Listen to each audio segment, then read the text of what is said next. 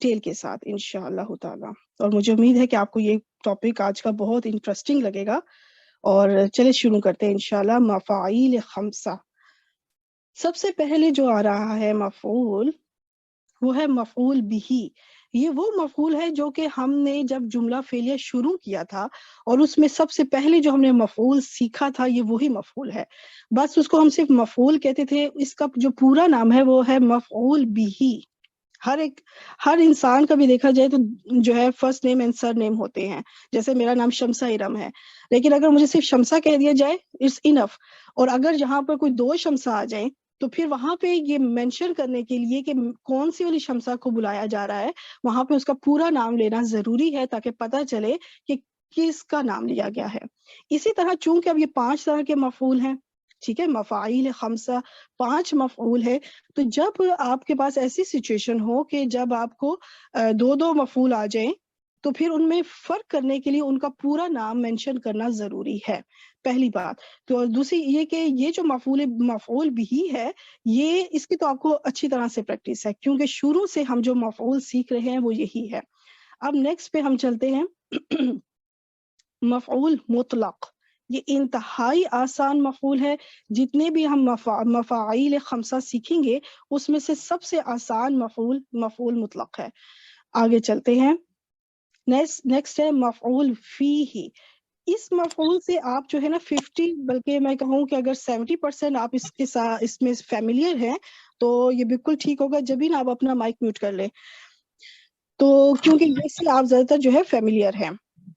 ٹھیک، جب ہم اس کو بھی سیکھیں گے تو آپ کے لیے آسانی ہو جائے گی. آگے نیکسٹ مفعول ہے مفعول لاجلہ. اس کو مفعول لہو بھی کہتے ہیں. اس کے 2 نام ہیں، آپ ان میں سے جون سا آپ کو آسان لگے، مفعول لہو کہے یا مفعول لاجلہ کہے، دونوں ہی مفعول جو ہے آپ اس کے نام ہے، آپ کوئی بھی لے سکتی ہیں.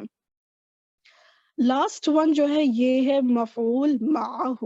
یہ وہ مفعول ہے جو سب سے کم استعمال ہونے والا مفعول ہے. قرآن پاک میں اس کا استعمال انتہائی کم ہے. اتنا کم کہ محاورتاً جب کہتے ہیں نا کہ یہ نہ ہونے کے برابر ہے، تو یہ بس آپ یہی سمجھ لیں کہ اتنا کم ہے کہ سمجھے کہ جیسے ہے ہی نہیں، اتنا کم اس کا استعمال ہے. تو اس لیے اس کی آپ نے فکر نہیں کرنی. ایون مفعول لاجلہ جو ہے یہ بھی بہت کم استعمال ہے.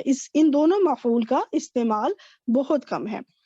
تو آج زیادہ جو فوکس ہوگا ہمارا مفعول مطلق اور مفعول فیہ کے اوپر ہوگا. باقی ان کو بھی یقیناً میں ایکسپلین کروں گی، پر چونکہ ان کا استعمال قرآن پاک میں کم ہے اس لیے آپ نے ان کی ٹینشن نہیں لینی. اچھا، مفعول بھی یہ کیا ہوتا ہے؟ جیسے کہ آپ سب کو پتا ہے کہ وہ اسم جس پر فعل جو ہے براہ راست اثر انداز ہو، یعنی کہ ڈائریکٹ آبجیکٹ.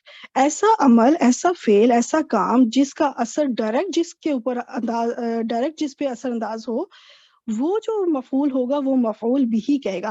اگر آپ اس کو صرف مفعول بھی کہہ دینا اس فائن، کیونکہ جب آپ صرف مفعول کہیں گی اس کا مطلب یہی ہے کہ مفعول بھی کی بات ہو رہی ہے. لیکن جب باقی کے کوئی 4 مفعول میں سے جب کوئی مفعول آئے گا تو آپ نے آگے مینشن ضرور کرنا ہے کہ ان چاروں میں سے یہ کون سا والا مفعول جو ہے وہ آیا ہے آیت کے اندر. ٹھیک، اس کا اگر آپ پورا نام لکھ دیں تو بھی ٹھیک ہے، صرف مفعول لکھ دیں تو بھی ٹھیک ہے. مطلب یہی ہوگا کہ مفعول بھی کی بات ہو رہی ہے، کیونکہ قرآن پاک میں سب سے زیادہ استعمال ہونے والا مفعول جو ہے وہ مفعول بھی ہے. کثرت کے ساتھ استعمال ہے. 80% تو مفعول جو استعمال ہوا ہے وہ مفعول بھی استعمال ہوا ہے.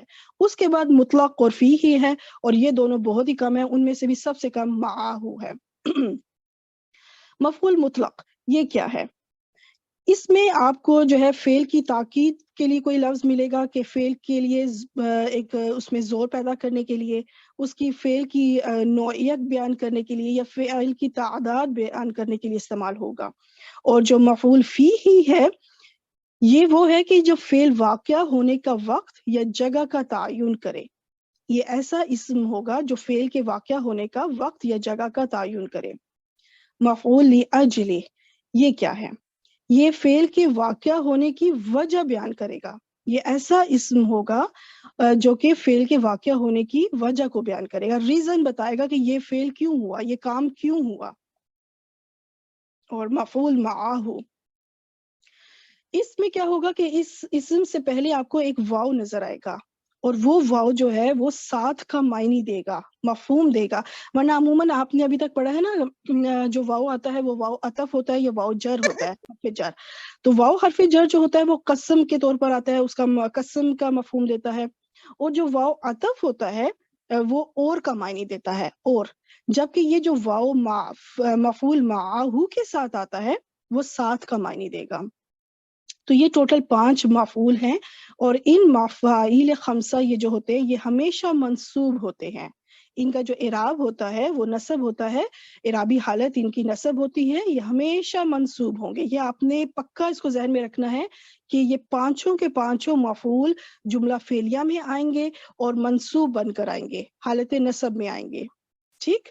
تو یہ چارٹ آپ کے لیے بہت امپورٹنٹ ہو جائے گا کیونکہ اس میں پانچوں مفعول ڈیفینیشن کے ساتھ آپ کے سامنے ہیں۔